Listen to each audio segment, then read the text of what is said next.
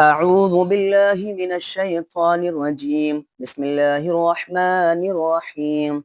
أمن خلق السماوات والأرض وأنزل لكم من السماء ماء فأنبتنا به حدائق ذات بهجة ما كان لكم أن تنبتوا شجرها أإله مع الله بل هم قوم يعدلون أما جعل الأرض قرارا وجعل خلالها نهارا وجعل لها رواسي وجعل بين البحرين حاجزا أإله مع الله بل أكثرهم لا يعلمون أمن يجيب المضطر إذا دعاه ويكشف السوء ويجعلكم خلفاء الأرض أإله مع الله قليلا ما تذكرون أمن يهديكم في ظلمات البر والبحر ومن يرسل الرياح بشرا بين يدي رحمته أإله مع الله تعالى الله عما يشركون أمن يبدأ الخلق ثم يعيده ومن يرزقكم من السماء والأرض أإله مع الله قل هاتوا برهانكم إن كنتم صادقين قل لا يعلم ما في السماوات والأرض الغيب إلا الله وما يشعرون أيان يبعثون بل ادارك علمهم في الآخرة بل هم في شك منها بل هم منها عمون وقال الذين كفروا وإذا كنا ترابا وآباؤنا أئنا لمخرجون لقد وعدنا هذا نحن وآباؤنا من قبل إن هذا إلا أساطير الأولين قل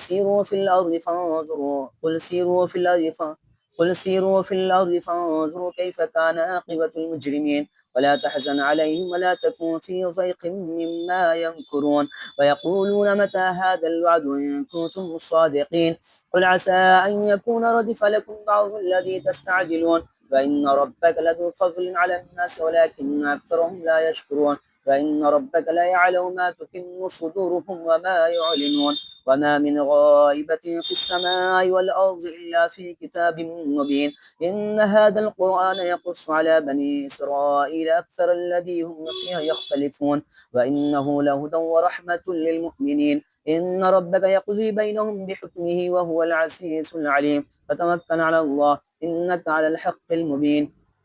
إنك لا تسمع الموت إنك لا تسمع الموتى ولا تسمع الصم الدعاء إذا ولوا مدبرين وما أنت بهذا العمي عن ضلالتهم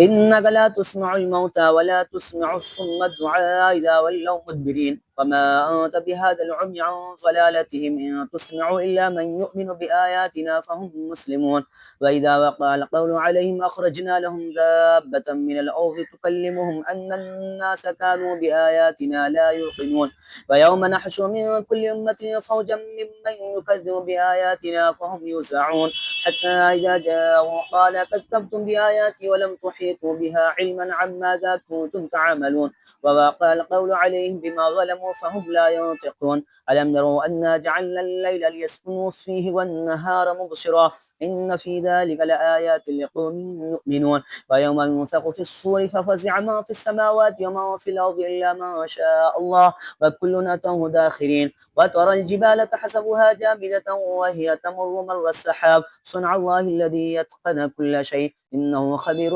بما تفعلون ما جاء بالحسنة فله خير منها وهم من فزع يومئذ آمنون وما جاء بالسيئة فكبت وجوههم في النار هل تجزون إلا ما كنتم تعملون إنما أمرت أن أعبد رب هذه البلدة الذي حرمها وله كل شيء وأمرت أن أكون من المسلمين وأن أتلو القرآن فمن اهتدى فإنما يهتدي لنفسه ومن ضل فقل إنما أنا من المنذرين وقل الحمد لله سيريكم آياته فتعرفونها